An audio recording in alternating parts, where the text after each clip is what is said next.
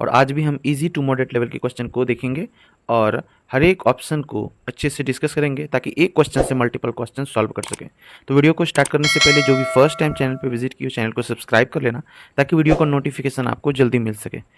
तो first question है, प्रसारण की क्रिया किसके द्वारा संपन्न होता है? ऑप्शन है कोशिका झिल्ली के द्वारा, कोशिका भित्ति के द्वारा, केंद्रक के द्वारा, कोई नहीं या एक से अधिक। तो ये सवाल कोशिका वाले चैप्टर से है और इस क्वेश्चन का राइट आंसर हो जाएगा कोशिका झिल्ली। अब हम अदर ऑप्शन का डिस्कशन कर लेते हैं, क्या है कोशिका भित्ति और क्या है केंद्रक।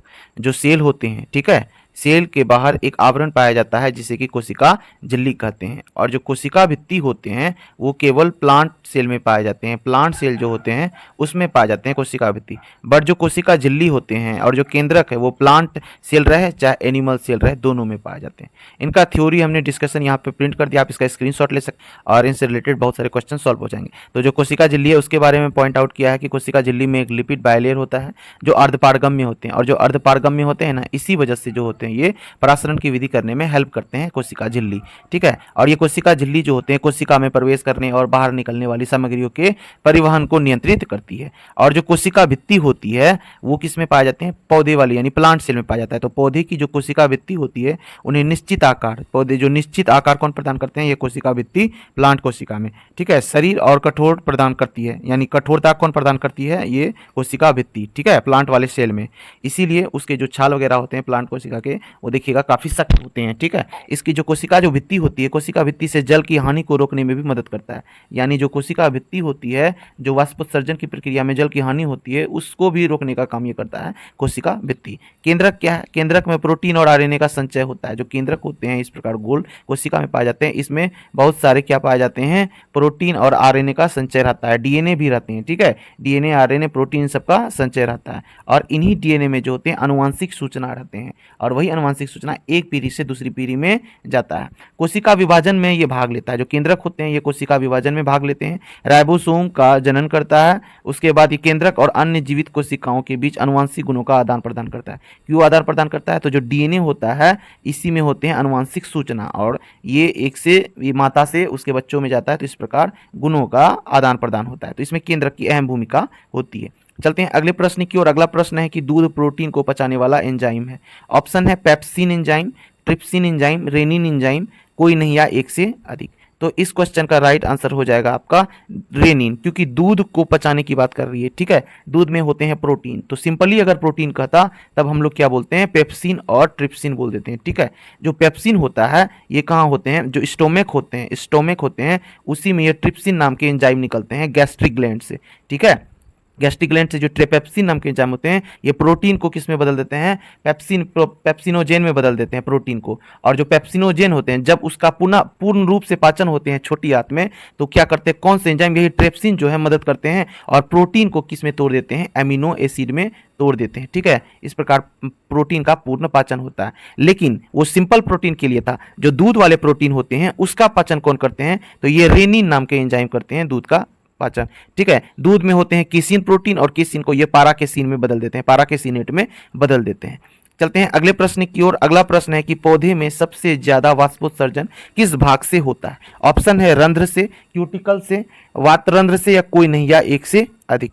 तो इस क्वेश्चन का राइट आंसर हो जाएगा, चूंकि पूछा है ज्यादा वाष्पोत्सर्जन, ठीक है, तो हो जाएगा राइट रंध्र से, ठीक है। जो रंध्र होती है ये पत्तियों में पाई जाती है, ठीक है। ये किस में पाई जाती है? ये पत्तियों में पाई जाती है, और यही क्या करते हैं? वाष्पोत्सर्जन में मदद करते हैं, ठीक है। लेकिन जो वातरंध्र होती है ये किस में पाए जाते हैं? ये तना में पाए जाते हैं, और ये तना में पाए जाते हैं और ये गैस का एक्सचेंज करते हैं, गैस एक्सचेंज करने में ये मदद करते हैं। और जो क्यूटिकल है ये जस्ट रंध्र का उल्टा करते हैं, ये क्या करते हैं? वाष्पोत्सर्जन को रोकते हैं, वाष्पोत्सर्जन करने से रोकते हैं, ठीक है। इसका हमने यहाँ पे पॉइंट भी लिख दिया है। यहाँ पे जो रंध्र में पत्ती होती है उसका काम होता है वाष्पोत्सर्जन करना। वातरंध्र कहाँ पाए जाते हैं? तने में, ये गैस का आदान प्रदान करने में मदद करता है। क्यूटिकल वाष्पोत्सर्जन का विरोध करता है। चलते हैं अगले प्रश्न की ओर। अगला प्रश्न है लसिका में नहीं पाए जाते हैं। ऑप्शन है आरबीसीएस, डब्ल्यूबीसीएस, ब्लड प्लेटलेट्स, कोई नहीं या एक से अधिक।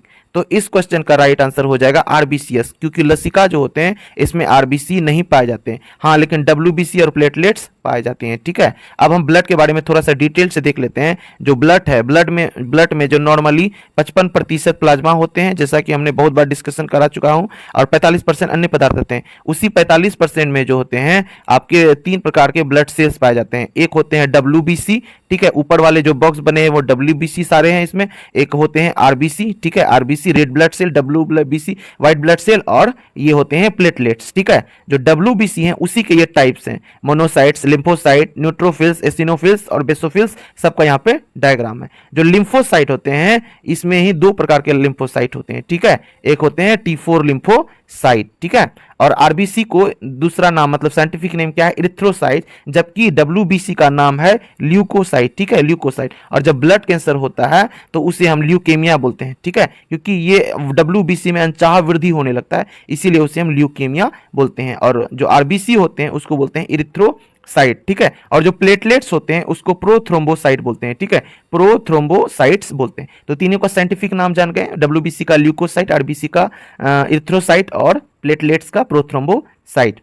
चलते हैं अगले प्रश्न की ओर। अगला प्रश्न है, स्टील की कठोरता प्रदान करने के लिए बढ़ाई जाती है। जो स्टील होते हैं नॉर्मली तो लचीला होते हैं, ठीक है, तो अगर लचीला रहेगा तो बर्तन किस प्रकार उसको आकृति प्रदान करेंगे, तो उसके लिए उसको कठोरता बनाना पड़ता है। ठीक है, कठोरता प्रदान करनी होती है। तो इसके लिए क्या किया जाता है, ऑप्शन दे रखा है, सिलिकॉन की मात्रा, कार्बन की मात्रा, क्रोमियम की मात्रा, यानी किसकी मात्रा बढ़ाई जाती है। ठीक है, तो इस क्वेश्चन का राइट आंसर हो जाएगा कार्बन की मात्रा। जो कार्बन की मात्रा अगर बढ़ाते हैं हम लोग, स्टील में डालते हैं, तो इससे जो होते हैं इसकी जो इलास्टिसिटी होती है, इसकी कठोरता होती है, तन्यता होती है, ये सभी मजबूत हो जाते हैं। ठीक है, इस प्रकार हम लोग स्टील का बर्तन बनाते हैं कार्बन की मात्रा मिला के। चलते हैं अगले प्रश्न की ओर। अगला प्रश्न है कि सबसे जटिल कार्बनिक पदार्थ होता है। ऑप्शन में है वसा, प्रोटीन, कार्बोहाइड्रेट, कोई नहीं या एक से अधिक। तो इस क्वेश्चन का राइट आंसर हो जाएगा प्रोटीन। प्रोटीन जो होते हैं सबसे जटिल कार्बनिक पदार्थ होते हैं। ठीक है, जबकि प्रोटीन की अपेक्षा कार्बन और वसा जो होते हैं कम जटिल होते हैं। ठीक है, अब कार्बन और वसा दोनों ही क्या करते हैं, दोनों ही ऊर्जा प्रदान करते हैं। ठीक है, दोनों ही ऊर्जा प्रदान करते हैं, लेकिन अगर कार्बन और वसा की बात किया जाए तो कार्बन और फैट जो है इन दोनों में सबसे अधिक जो होते हैं ऊर्जा कौन प्रदान करता है, वसा। ठीक है, ये भी प्रदान करते हैं, लेकिन इंस्टेंटली अगर आपको वसा की ये ऊर्जा की जरूरत है, एनर्जी की जरूरत नीड है, तो आप फैट ले सकते हैं। कार्बन जो होते हैं वो जो होते हैं 1 ग्राम कार्बन से जो होते हैं 4 किलो कैलोरी ऊर्जा प्राप्त होता है। ठीक है, वही अगर वसा की बात करें तो 1 ग्राम अगर फैट से 9 किलो कैलोरी ऊर्जा प्राप्त होती है। इसी वजह से जो होते हैं वसा सबसे अधिक इंस्टेंट एनर्जी देते हैं। ठीक है, कार्बोहाइड्रेट भी एनर्जी देते हैं, ये भी ग्लूकोज को तोड़ के ऊर्जा का ही प्रोवाइड करते हैं हम लोगों को। ठीक है, चलते हैं अगले प्रश्न की ओर। अगला प्रश्न है, निम्नलिखित जीवाश्म ईंधनों में से कौन सा स्वच्छतम ईंधन है। ऑप्शन दे रखा है कोयला, पेट्रोल, प्राकृतिक गैस, कोई नहीं या एक से अधिक। तो इस क्वेश्चन का राइट आंसर हो जाएगा प्राकृतिक गैस। क्यों प्राकृतिक गैस हो जाएगा, क्योंकि कोयला जो है, कोयला में तो सबसे अधिक 77 से लेकर 80% के करीब करीब जो होते हैं आपके कार्बन पाए जाते हैं, इसलिए ये तो सबसे स्वच्छ अशुद्धतम हो गया। अब पेट्रोल में भी कार्बन की मात्रा पाई जाती है अच्छी खासी। ठीक है, पेट्रोल में पाई जाती है, लेकिन प्राकृतिक गैस में जो है बहुत कम, 0.0 कुछ 3 या और 5 के करीब करीब ये कार्बन पाए जाते हैं। तो इसीलिए जो अगर इन तीनों के कंपेरिजन में प्राकृतिक गैस जो होते हैं स्वच्छतम ईंधन होते हैं। ठीक है, चलते हैं और कोयला की बात करें तो सबसे अच्छे क्वालिटी का कोयला होते हैं एंथ्रासाइट। ठीक है, एंथ्रासाइट। चलते हैं अगले प्रश्न की ओर। चलते हैं अगले प्रश्न की ओर। अगला प्रश्न है कि यंग प्रत्यास्था गुणांक का एसआई मात्रक होता है।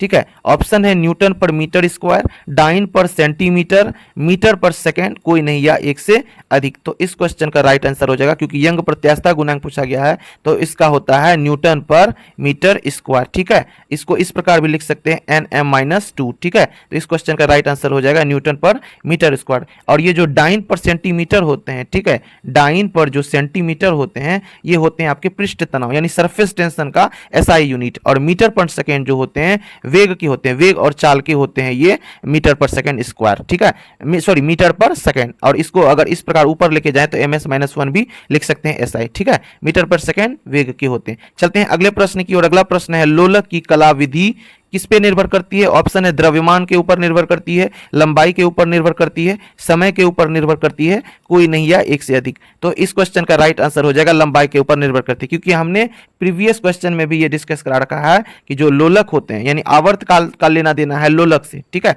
जो घड़ी देखते हैं आप इस प्रकार पेंडुलम लगा होता है, जो यही है लोलक, ठीक है। तो इसकी जो कलाविधि होती है यानी आवर्त जो होते हैं, समय, कलाविधि, ये सब किस पे निर्भर करती है? लंबाई पे निर्भर करती है। इससे रिलेटेड हमने ये फॉर्मूला भी बताया था कि जो आवर्त काल होते हैं वो किस पे निर्भर करते हैं, यानी आवर्त काल टी बराबर 2 पाई, ठीक है। कट करके यहाँ पे 2 पाई लिख दीजिए। 2 पाई होते हैं √L/G, यानी L बढ़ाइएगा, लंबाई बढ़ाइएगा तो आवर्त काल भी बढ़ जाएगा। तो इस प्रकार कलाविधि भी बढ़ जाएगी। तो लोलक का आवर्त काल जो होते हैं किस पे निर्भर करते हैं? तो लंबाई के ऊपर निर्भर करते हैं, द्रव्यमान से कोई लेना देना नहीं होता है, ठीक है। चलते हैं अगले प्रश्न की ओर। अगला प्रश्न है कि कॉस्मिक किरणें हैं, आवेशित कण है या अनावेशित कण है या आवेशित अनावेशित दोनों है, कोई नहीं या एक से अधिक। तो इस क्वेश्चन का राइट आंसर हो जाएगा आवेशित कण है। जो कॉस्मिक रे होते हैं, ठीक है, कॉस्मिक रे जो है वो पॉजिटिव चार्ज आवेशित कण है, ठीक है। ये पॉजिटिव आवेशित कण होते हैं कॉस्मिक किरणें। कौन सा खाने योग्य है? एगारिकस, मोर्चेला, मशरूम, कोई नहीं या एक से अधिक। तो इस क्वेश्चन का राइट आंसर हो जाएगा एक से अधिक। ऐसा क्यों? क्योंकि मशरूम भी खाने योग्य है, मर्चेला भी खाने योग्य है, एगेरिस भी खाने योग्य है। एगेरिकस और मशरूम दोनों एक ही चीज है, ठीक है। मशरूम को ही एगेरिकस कहते हैं। और मर्चेला हो और ये तीनों ही जो है फंगी है, और ये तीनों ही खाने वाले फंगी यानी खाने योग्य ये फंगी है, खाने योग्य ये फंगी है, ठीक है। चलते हैं अगले प्रश्न की ओर। अगला प्रश्न है प्रतिवर्ती क्रिया का नियंत्रण होता है। प्रतिवर्ती क्रिया यानी रिफ्लेक्स एक्शन। जब हम किसी चीज को छूते हैं, अचानक से अगर हमें कोई गर्मी लगती है या फिर करंट लगता है तो फट से अपने हाथ कैसे खींच लेते हैं, या कोई भी बॉडी का पार्ट कैसे खींच लेते हैं, तो उसी को कहते हैं प्रतिवर्ती क्रिया। तो प्रतिवर्ती क्रिया का नियंत्रण होता है केंद्र तंत्रिका तंत्र द्वारा, परिधीय तंत्रिका तंत्र द्वारा, स्वायत्त तंत्रिका तंत्र के द्वारा, कोई नहीं या एक से अधिक। तो इस क्वेश्चन का राइट आंसर हो जाएगा केंद्र तंत्रिका तंत्र। केंद्र तंत्रिका तंत्र यानी central nervous system, CNS। CNS में ही आपके आ जाते हैं ब्रेन और स्पाइनल कोड, दोनों चीज आ जाती हैं, ठीक है। इसके डायग्राम देख के समझ लेते हैं। देखिए यहाँ पे है जैसे कि कोई गर्म कॉफी है, ठीक है, इसको हम अचानक से छूते हैं, ठीक है, हमें नहीं पता है कि बहुत गर्म है, और अचानक से हमें गर्म लगती है, तो गर्म लगती है तो स्टिमुलस हो गया ये, यानी उत्तेजना उत्पन्न किया। और ये उत्तेजना किसके द्वारा? सेंसरी न्यूरॉन के द्वारा। जो लाल कलर का है वो सेंसरी न्यूरॉन है। सेंसरी न्यूरॉन के द्वारा हमारे कहां पे पहुंचती है? स्पाइनल कोड में पहुंचती है, ठीक है। यही है हमारा ये जो आप देख रहे हैं इस टाइप का जो बना हुआ है, ये है कौन सा? CNS, केंद्रीय तंत्रिका तंत्र। केंद्रीय तंत्रिका तंत्र में पहुंचती है और यहां से जाना चाहिए था ब्रेन तक, लेकिन जब तक ब्रेन में पहुंचे उससे पहले ही जो होते हैं इसके जो मोटर नर्व होते हैं, मोटर न्यूरॉन, वो जब तक वो ब्रेन में पहुंचेगा तब तक आप संदेश दोगे, उससे पहले ही ये बोल देता है मोटर नर्व को जाओ एक्शन का रिएक्शन लो। तो फट से ये मोटर नर्व आके मसल्स को क्या बोलते हैं कि अपने हाथ को खींचो, और मसल्स को हम लोग सिकोड़ लेते हैं और फट से अपनी बॉडी को हटा लेते हैं, ठीक है। यह है रिफ्लेक्स एक्शन, ठीक है। चलते हैं अगले प्रश्न की ओर। अगला प्रश्न है कि डार्क रिएक्शन कहां होता है, ठीक है। डार्क रिएक्शन जो हम लोग फोटोसिंथेसिस पढ़ते हैं ना, फोटोसिंथेसिस में ही दो होते हैं, एक लाइट रिएक्शन, एक डार्क रिएक्शन। तो डार्क रिएक्शन कहां होता है? स्ट्रोमा में होता है, ग्रेना में होता है, थैलेकॉइड में होता है, कोई नहीं या एक से अधिक, ठीक है। तो इस क्वेश्चन का राइट आंसर हो जाएगा स्ट्रोमा में होता है डार्क रिएक्शन, ठीक है। जो क्लोरोप्लास्ट होते हैं, इस प्रकार के क्लोरोप्लास्ट होते हैं ना, यहाँ पे डायग्राम ही दिखा देता हूं, ये है क्लोरोप्लास्ट का डायग्राम, और क्लोरोप्लास्ट के अंदर ये जो सिक्के जैसा संरचना दिख रहा है इसको बोलते हैं थैलेकॉइड, ठीक है। और पूरा सिक्का गुच्छा गुच्छा गुच्छा जमा जो रहता है उसको बोलते हैं, क्या बोलते हैं? ग्रेनम, ठीक है। और ये जो आपका पूरा अंदर जो फ्लूइड टाइप का भरा रहता है, बाकी जो खाली स्थान सिक्के को छोड़ के, इसको बोलते हैं स्ट्रोमा। तो इसी स्ट्रोमा में ही जो होते हैं आपके डार्क रिएक्शन होते हैं, ठीक है। डार्क रिएक्शन होता है इसी स्ट्रोमा में। और जो थैलेकॉइड है इसमें आपका लाइट रिएक्शन होता है, ठीक है, इसमें आपका लाइट रिएक्शन होता है। तो ये बात ध्यान दीजिएगा कि स्ट्रोमा में डार्क रिएक्शन और थैलेकॉइड में लाइट रिएक्शन होता है, ठीक है। यहां पे देख लिया आप। चलते हैं अगले प्रश्न की ओर। अगला प्रश्न है कि एक झील में द्वितीयक पोषी स्तर है। ऑप्शन है पादप पल्लवक, जंतु पल्लवक, मछलियां, कोई नहीं या एक से अधिक। तो इस क्वेश्चन का राइट आंसर हो जाएगा जंतु पल्लवक। जंतु पल्लवक जो है द्वितीयक पोषी स्तर है, ठीक है, द्वितीयक पोषी स्तर है। और दूसरा जंतु पल्लवक के बाद तीसरा फिर कौन आ जाता है? मछली आ जाता है, ठीक है। चलते हैं अगले प्रश्न की ओर। अगला प्रश्न है कि चिप्स के पैकेट में कौन सी गैस भरी जाती है। आप देखे होंगे कि जो चिप्स का पैकेट खरीदते हैं, चिप्स के पैकेट में हवा टाइप की भरी होती है, फुली हुई रहती है, तो उसमें कौन सी गैस भरी हुई रहती है? नाइट्रोजन, आर्गन, वायु, कोई नहीं या एक से अधिक। तो इस क्वेश्चन का राइट आंसर हो जाएगा नाइट्रोजन। नाइट्रोजन भरी होती है चिप्स की पैकेट में, ठीक, क्योंकि नाइट्रोजन जो है कि भोजन के जो फैट्स ऑयल होते हैं इनके साथ अभिक्रिया नहीं करते, लेकिन वायु जो होती है ये जो भी फैट जो होते हैं तेलीय पदार्थ उनके साथ अभिक्रिया कर ऑक्सीडाइज हो जाता है, और ऑक्सीडाइज होने का मतलब है वो चीज खट्टा हो जाएगा। ठीक है, तो इसीलिए उसको वायु से बचाने के लिए उसको पैकेट में भी बंद किया जाता है, प्लस पैकेट में वायु की जगह नाइट्रोजन गैस भरी जाती है। आर्गन तो बल्ब में भरी जाती है। ठीक है, जो बल्ब होते हैं उसमें भी फिर वायु नहीं डालना होता है कि वहां भी ऑक्सीडेशन ना हो जाए। बल्ब जो होते हैं 100 वाट के जो बल्ब होते हैं उसके अंदर ये आर्गन गैस भरे जाते हैं। चलते हैं अगले प्रश्न की ओर। अगला प्रश्न है इनमें से कौन साम्य संसाधन है? ऑप्शन है कोयला, पेट्रोलियम, वायु, कोई नहीं या एक से अधिक। तो इस क्वेश्चन का राइट आंसर हो जाएगा आपका एक से अधिक, क्योंकि कोयला और पेट्रोलियम दोनों ही साम्य संसाधन है। ठीक है, साम्य संसाधन क्या? जो कि दोबारा से प्राप्त नहीं किया जा सकता है खर्च होने के बाद। कोयला और पेट्रोलियम जो है कि अगर हम बहुत ज्यादा खर्च करें तो दोबारा प्राप्त नहीं हो सकता है, और बहुत कम मात्रा में, सीमित मात्रा में, जो चीज सीमित मात्रा में रहे तो उसको साम्य संसाधन कहते हैं, और जो चीज असीमित मात्रा में रहे, अधिक रहे, उसको क्या बोलते हैं? असाम्य। जैसे वायु जो है असाम्य है, सूर्य जो है असाम्य है। ठीक है, वो जल्दी समाप्त नहीं होगा। चलते हैं अगले प्रश्न की ओर। अगला प्रश्न है दुर्बल क्षारक है। ऑप्शन है NaOH यानी sodium hydroxide, hydrogen chloride, NH4OH, कोई नहीं या एक से अधिक। तो इस क्वेश्चन का राइट आंसर हो जाएगा NH4OH, क्योंकि ये भी क्षारक है और ये भी क्षारक है, लेकिन ये जो है ये स्ट्रॉन्ग बेस है, स्ट्रॉन्ग यानी ये प्रबल क्षारक होते हैं। ठीक है, ये प्रबल क्षारक है, और ये जो है आपका, ये है आपका दुर्बल क्षारक। ठीक है, लेकिन ये जो HCl है ये जो है आपके प्रबल अम्ल है, प्रबल अम्ल है। ठीक है, चलते हैं अगले प्रश्न की ओर। अगला प्रश्न है ऋणात्मक त्वरण क्या है? ऑप्शन दे रखा है चाल, मंदन, घर्षण, कोई नहीं है एक से अधिक। तो इस क्वेश्चन का राइट आंसर हो जाएगा मंदन। ठीक है, कैसे? तो आइए समझते हैं किस प्रकार ऋणात्मक हुआ। तो पहले डेफिनेशन जानते हैं कि यदि समय के साथ वस्तु का वेग घटता है, ठीक है, समय के साथ जो है वस्तु का अगर वेग घटता है तो त्वरण ऋणात्मक होता है। ठीक है, और अगर बढ़ेगा तो वो क्या हो जाएंगे? धनात्मक होगा।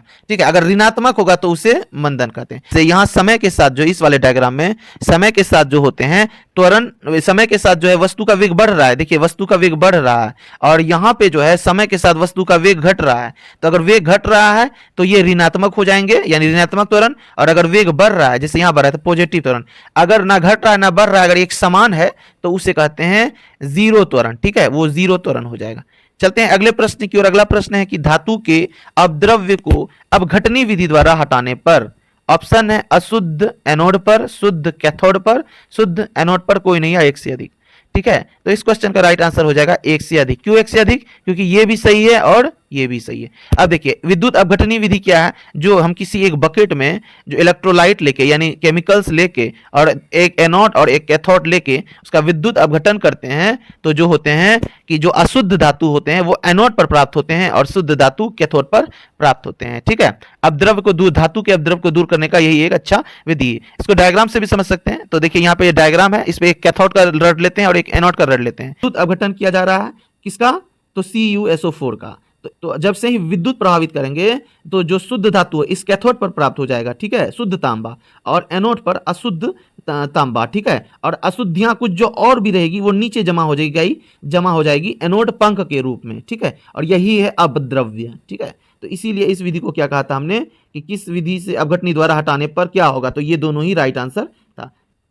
चलते हैं अगले प्रश्न की ओर। अगला प्रश्न है कि बल और विस्थापन के गुणनफल को क्या कहते हैं? ऑप्शन है कार्य, ऊर्जा, संवेग, कोई नहीं या एक से अधिक। तो इस क्वेश्चन का राइट आंसर हो जाएगा कार्य। काफी इजी आंसर था, यानी W बराबर F इंटू एस पढ़े ही होंगे, W बराबर F इंटू एन। तो कार्य बराबर क्या होते हैं? ये बल। F बराबर क्या होते हैं? फोर्स, बल, गुना विस्थापन, S यानी विस्थापन। तो इन दोनों के गुणनफल को ही क्या कहते हैं?